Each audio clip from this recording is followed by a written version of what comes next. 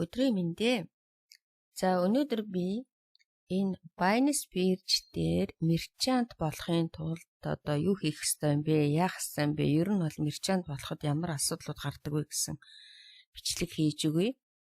Ягаад гэвэл энэ зөндөө олон хүмүүс асуугаад байдیں۔ Тэгээд би юу яахгүй л одоо юу гэдэг зав гарахгүй гэх юм уу, шамдахгүй гэх юм уу ингээд орой тулцсан ба. Би өөрөө бол мерчант биш тийм болохоор би та нарт өнөөдөр зүгээр мерчант болохын тулд юу хийх вэ? Ямар нөхцлүүдийг биелүүлэх вэ? Ямар асуудлууд гардаг вэ гэдгийг хэлж өгье. За хүмүүс бол мэдчихэе тийм мерчант гэж юу вэ гэдгийг. Одоо нэг өсөндөө зуучлагч хүмүүсийн одоо Монгол төгрөгийг Biosphere рүү USDT coin болгож өгдөг хүмүүсийг мерчант гэж хэлдэг. За тэгэхээр Biosphere дээр ч гэсэн Bybit бирж дээр ч гэсэн өөр биржүүд дээр ийм мерчантууд ажилладаг. Нэгсэндөө бидний нөгөө миний хэлэх дуртай 8 шаргын зах дээр долларыг Монгол төгрөг болгодог, Монгол төгрөгийг доллар болгодог хүмүүс л одоо нэгсэндээ онлайн дээр хүрээд ирцэл гэсэн үг. За тэгээд би өнөөдөр нэгдүгээрт нөхцлүүдийг хэлээд өгье. Мерчант болохын тулд ямар нөхцлүүдийг биелүүлэх ёстой вэ? За энэ Biosphere дээр мерчант болох хүмүүс одоо тухайн регион, тухайн бүс нутгаас хамаарч өөр байдаг. Өөрөөр хэлэх юм бол Америкийн мерчантуудын одоо шаардлага өндөр, Монголын мерчантуудын шаардлага бас өөр. Яагаад гэвэл эн чинь нөгөө нэг амьдралын төвшин, мөнгөний чанар одоо тэрнээсээ их шалтгаална гэсэн үг. Тэгээд оролцож байгаа хүмүүс Монголоос одоо оролцож байгаа Biosphere тэрэдрүүд аль хэрэг байна уу? Аль хэрэг хүмүүс одоо энэ Монголын мерчантуудаас мөнгөний солилцоо хийж байгаа гэдгээс шалтгаалаад өөр. Тэгэхээр Монголд мерчант болох ч хүмүүс тэр листийг олж унших юм. Монголд хэд байх вэ гэдгийг. Гэтэ ерөнхийдөө би энд хэлээд өгөөт юм.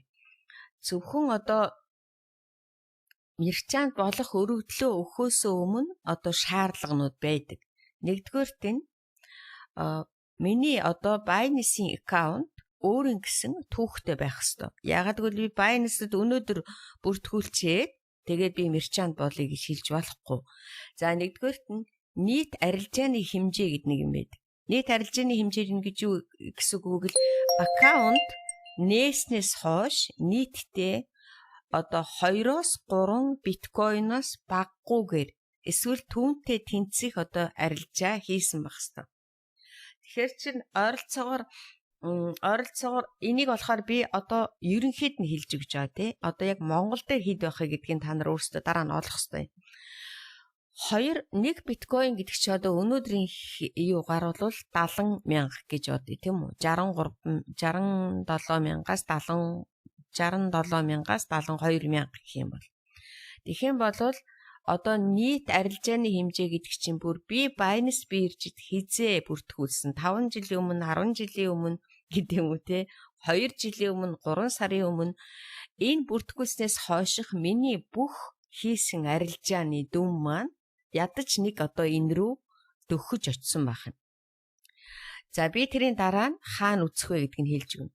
За энэ юу гэсэн үг гэвэл ганцхан би биткойны арилжаа хийх биш ганцхан одоо өөр койнуудад худалдаж авсан байж болно, өөр койнууд зарсан байж болно, P2P-гээс өөрөө койн худалдаж авсан байж болно, зарсан байж болно. Энэ бүх одоо орлого маань ямар ч байсан энэ арилжааны орлого маань 2 биткойноос 3 биткойны тэнцэх дүн рүү ойртсон байна гэсэн үг байна.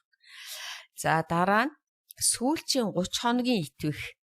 Энэ нь болохоор сүүлийн 1 сард ядаж 0.5 биткойны арилжаа хийсэн гэдэг чинь ойролцоогоор 30,000-аас $-оос хүрчээж сүүлийн 30 хоногийн итвэх. Тэгэхээр чин ганцхан хүн дээр бол энэ бас ачаал айгүй өндөр байгаа үстэй тийм үү? Тэгэхээр ийм арилжаа хийсэн итгэвтэй байсан гэсэн үг. За сүүлийн 30 хоногт гүйлгээний тоон сүүлийн 30 хоногт дор хаяж 20-оос 30 амжилттай гүйлгээ хийсэн байх ёстой. Тэгээ зарим тохиолдолд нийт түүх нь бол 100-аас дээш гүйлгээ шаарддаг.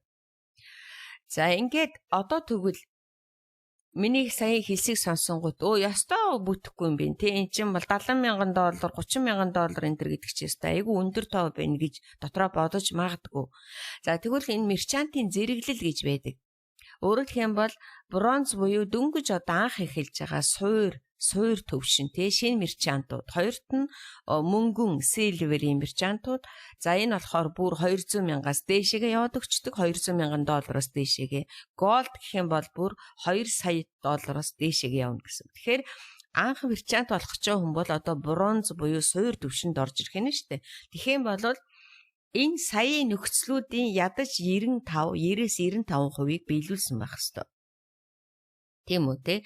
Тэгэхээр чин одоо хэрвээ $100,000 гэх юм бол нэг 90 орчим буюу $90,000 гэж ингэ тооцоогно шүү дээ. 90-95% одоо юу энэ нөхцөлийг бүрдүүлсэн байх хэрэгтэй. За тэгвэл энэ их өндөр хэмжээ маань би түрүүний хэлсэн юунаас шалтгаалах нь нөгөө бүс нутгийн платформоос шалтгаална гэсэн үг. Манайд айгүй бол нэг 2 биш 1 биткойнтэй тэнцэгч юм уу 0.5 биткойнтэй тэнцэгч гэдэг юм уу тийм байж болох талтай. За тэгвэл ерөнхийдөө мерчант болох сонирхолтой хүн болвол одоо ядаж сүүлийн 30 хоногийн итвэх айгүй өндөр.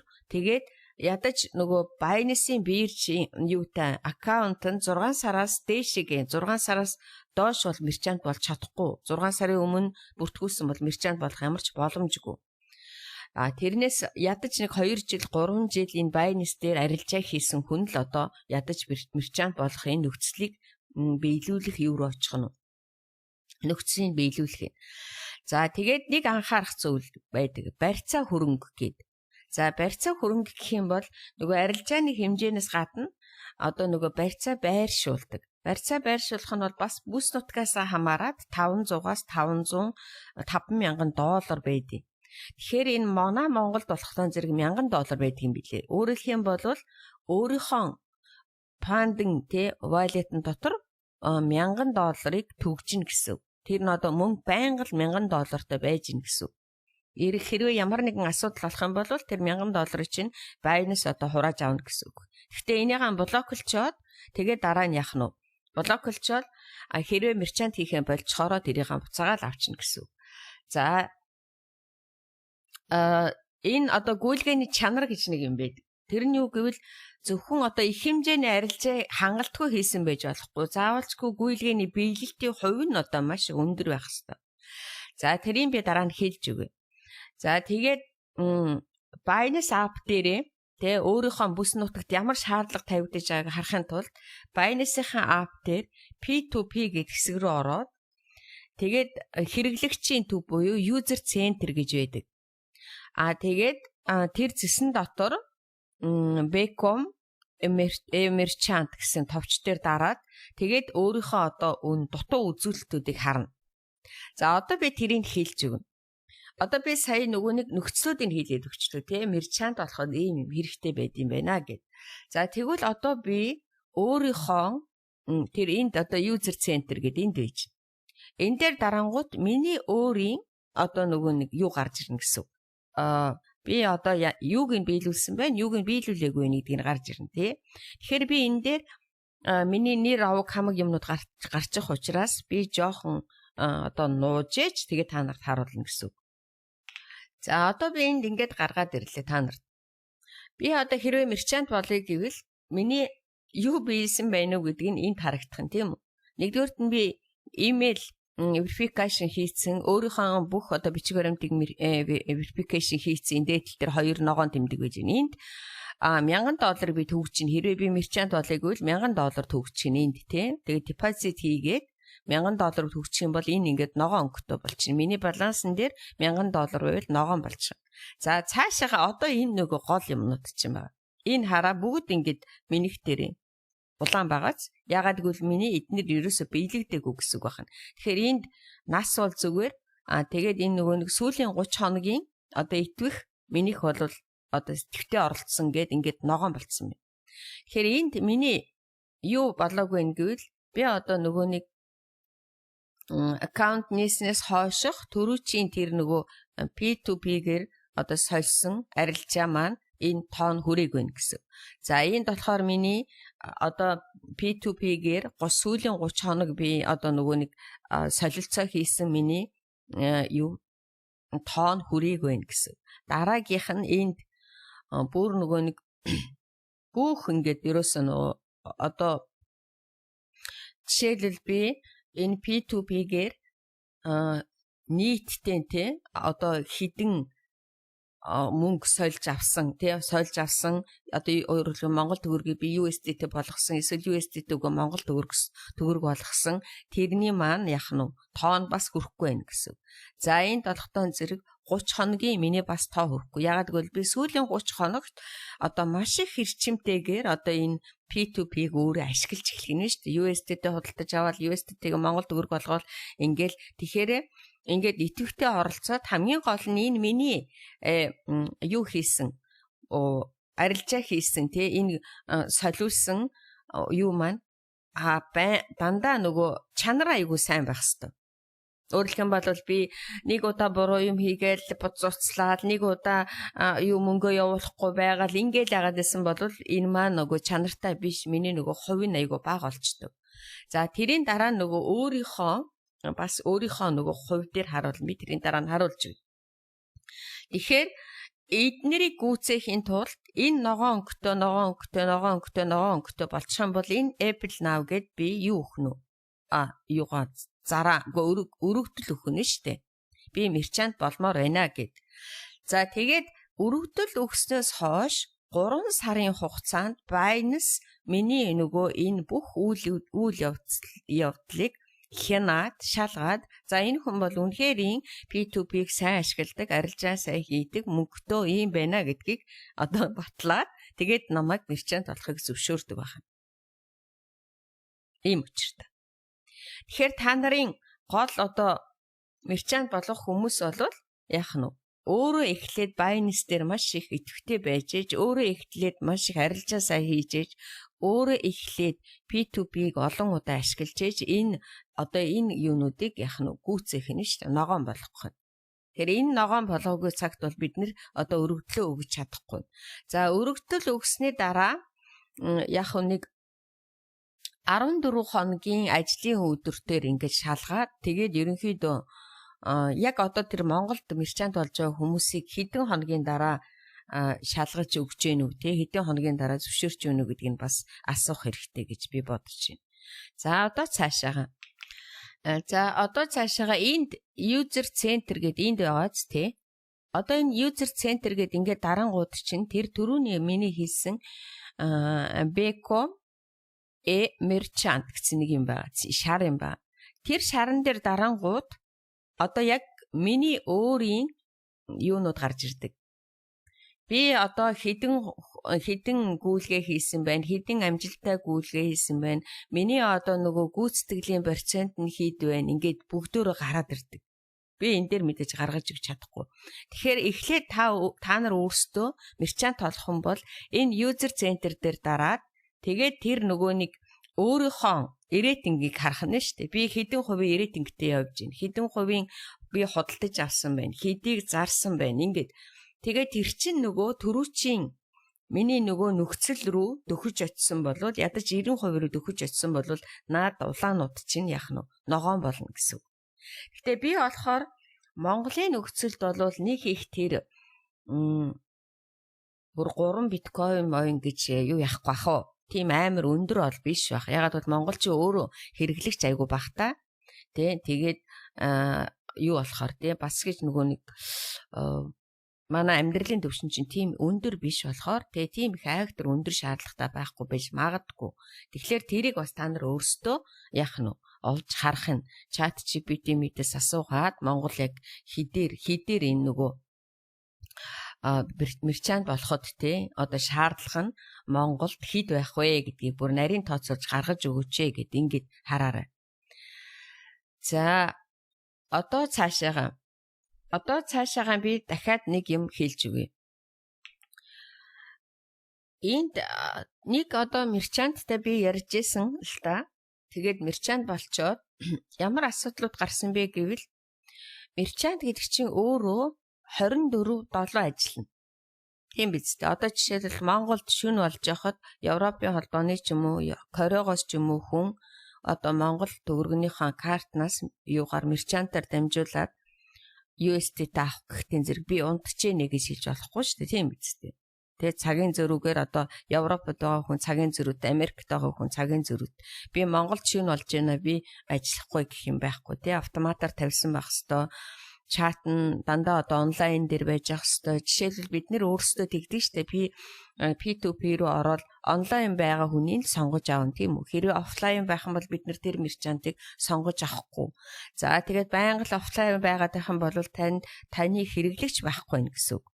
Тэ та хэрвээ мерчант болоод мөнгөтэй болъё, мөнгө олъё гэх юм бол байнгын хэрэглэгчтэй байх хэвээр. Тэгээд өөрөө офлайн суугаад байх юм бол та хэрэглэгчгүй байх. Тэгэхээр чин тань руу мөнгө орж ирэхгүй гэсэн. За энэ нэг нь. Тэ та одоо яах нь 24/7 идэвхтэй байх нь шүү дээ. Тэгэхээр чин хоёулаа ядаж гуруулаа ч юм уу те. Тэгээд автоматар ямар нэгэн асуудал гарвал хариулдаг. Одоо манайхан чин заримдаа буруу гүйлгээ хийждэг. Тэгэнгүүт утсаар ярьдаг. Шүн унтаж байгаа. Тэр мэр асуудлыг маш их зохицуулна нэгдүгээр. За энэ блог мерчантууд сонсох юм бол энэд нь хөрөх байх. Зохицуулж таараатай гэх л байх. Гэвч заавалчгүй хүн нөгөө юу гэдэг лээ.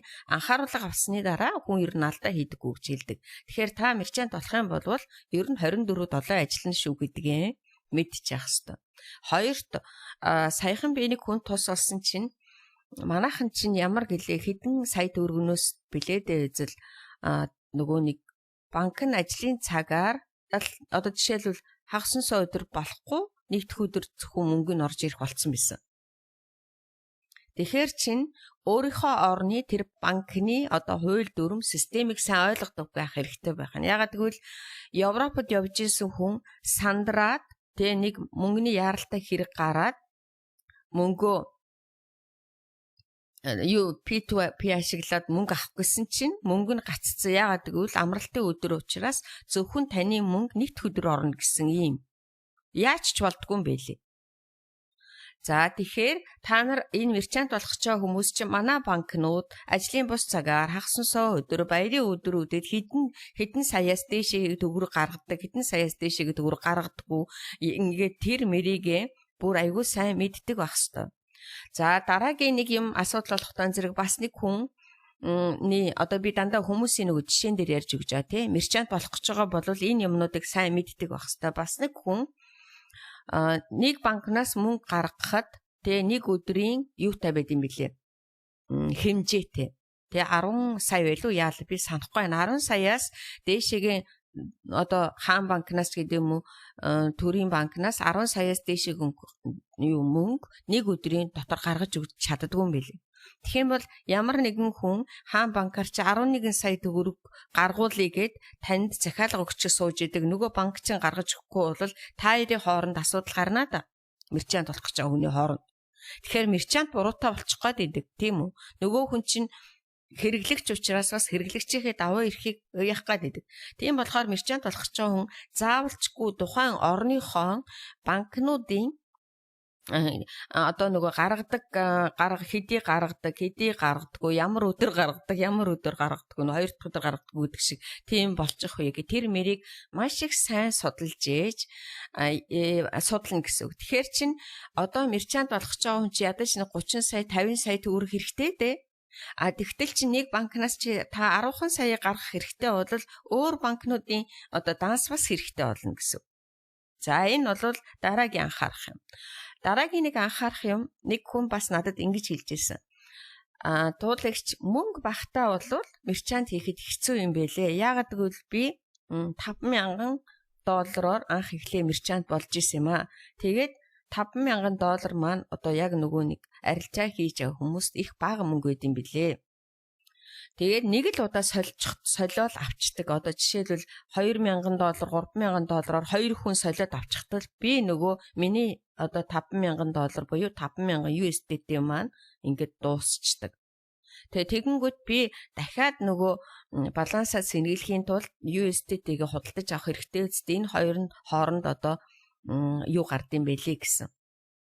одоо нөгөө нэг асуудал гард юм байл. Одоо яг нөгөө гутал зарах гэж байгаа хүн те 10 гутал авчираад 10 гутлаа өдөртөн зарчих юм бол нөгөө мөнгөө бариад дараагийн одоо юу руу тэр бөөнөр нь зардаг газар чи хүмүүс л хятад руу явах хооронд маш их хугацаа алдагдана гэсэн үг тийм үү.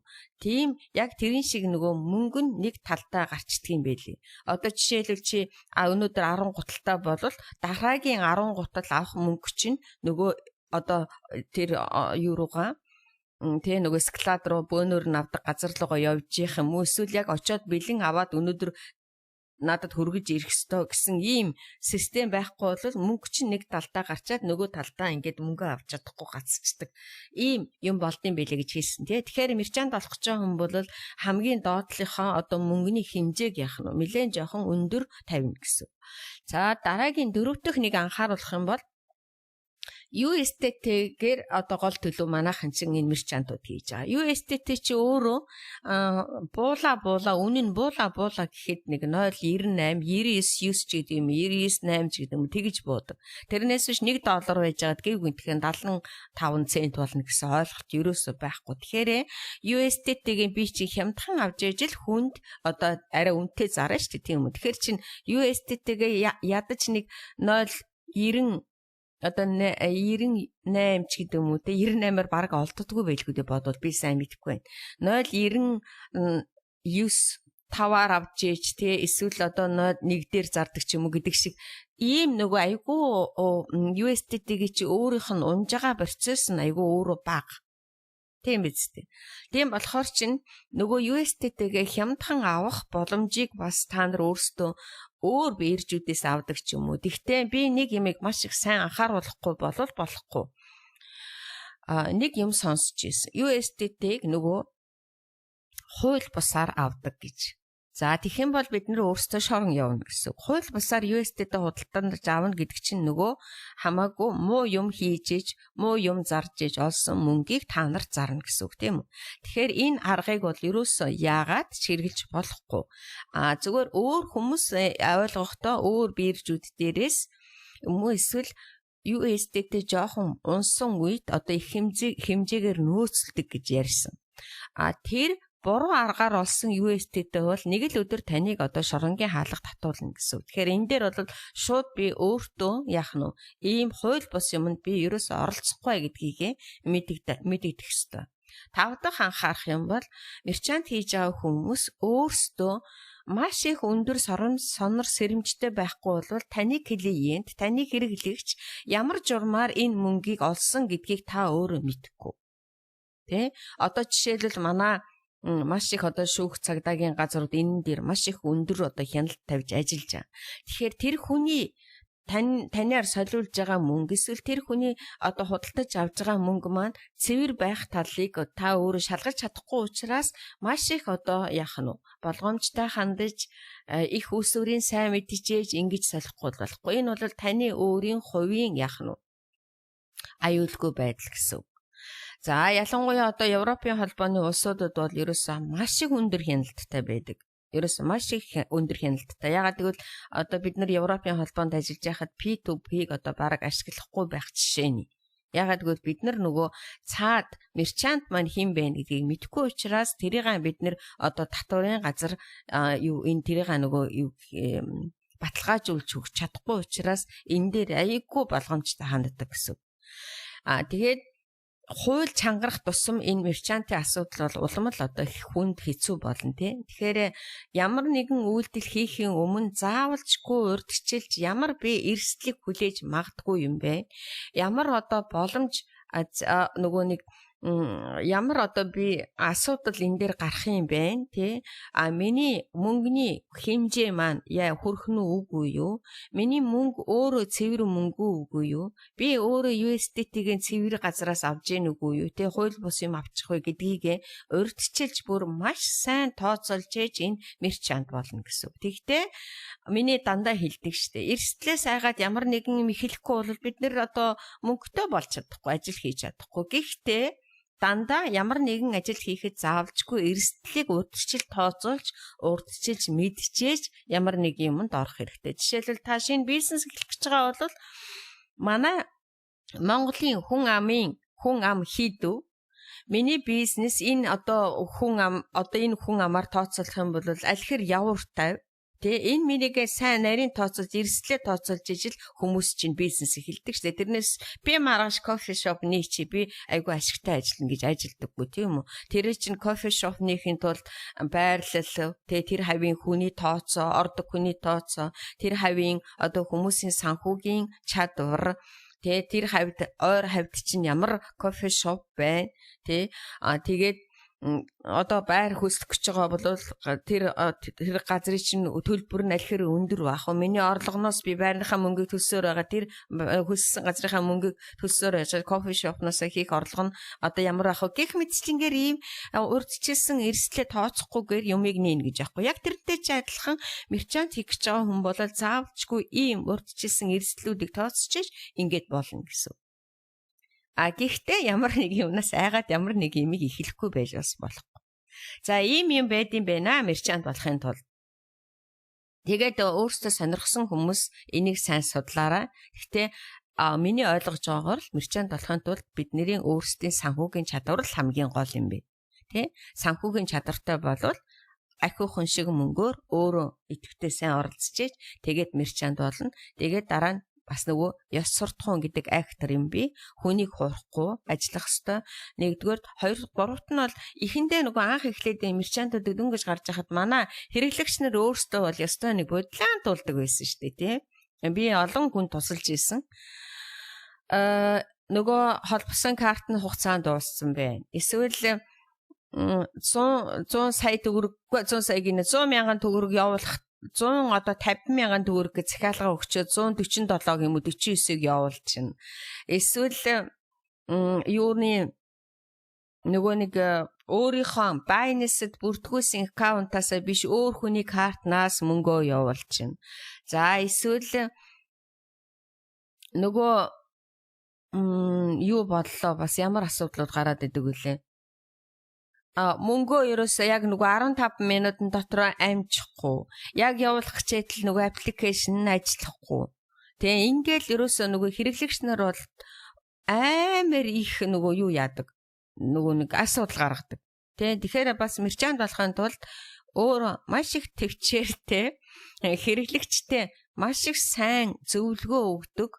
Яг сая миний хэлсэн алдаануудыг тэр хүн хэрэглэгч маань гаргахгүй байхаар өөрөө бүх ингээд тайлбарнуудыг бүр сайн хийдэг.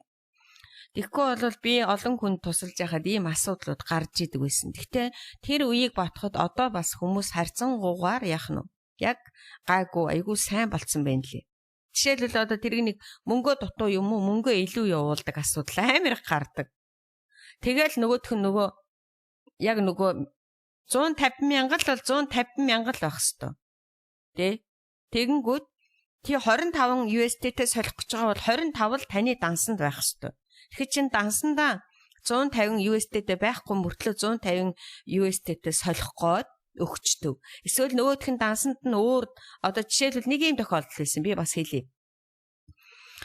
150 USD-ийг Монгол төгрөг болгох гэснээр 50 USD-тэй нөгөө нэг арилжаан дээрээ coin авна гэж тавьсан байснаа мартцсан. Тэгээд захиалга өгсөн. Нөгөөх нь 150 USD-тэй байхгүй юм. Ингээд энэ хүн харахад инээдтэй юм шиг мөртлөө ийм асуудал гаргаад идэг. Тэгэнгүүт нөгөө хин мерчантууд маань өөрсдөө нөгөө минут нь яваад идэг. Нөгөө хүн чинь сандраад идэг. Ингээд ийм юм айгүйх болтго юм билээ Монголд. Тэгэхээр энэ менюнийг мерчант хүн бас өөрөө яах нь вэ? Нэлээд сайн төвчээртэй байж ийм асуудлууд гардыг байна. Манай монголчуудын клиентууд маань ийм дээр алдаа гаргад юм байна гэдгийг сайн өөрөө урьдчил тооцоолж дэвтэр дээр бичиж ийм алдаа гаргаж болохгүй шүү гэж нөгөө тайлбар дээр нь сайн биччихээж ингээд мерчантлах хэрэгтэй. За одоо энэ нэлээд урт боловч өгүүлсэн ийм сонин бичлэг болчлоо гэвч одоо яа гэхүү хүн болгонд л хэрэгтэй байх гэж одоо бичлэг орууллаа. Бүгдэнд нь амжилт баяртай.